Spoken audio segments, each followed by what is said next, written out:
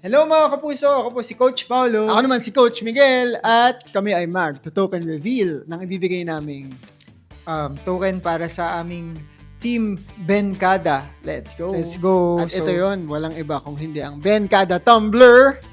Kasi balita namin, pag uminom ka daw mula dito, 10 times gaganda yung boses mo. Oo. Tsaka 100 times tataas yung percentage mo na mananalo ka. Kaya talagang ito talaga yung tumbler ng winning team, di ba? Mismo.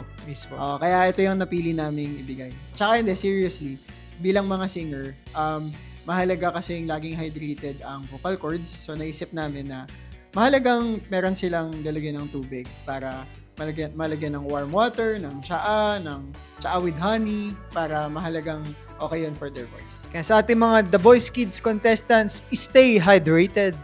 Join na kayo sa Benkada. Let's go!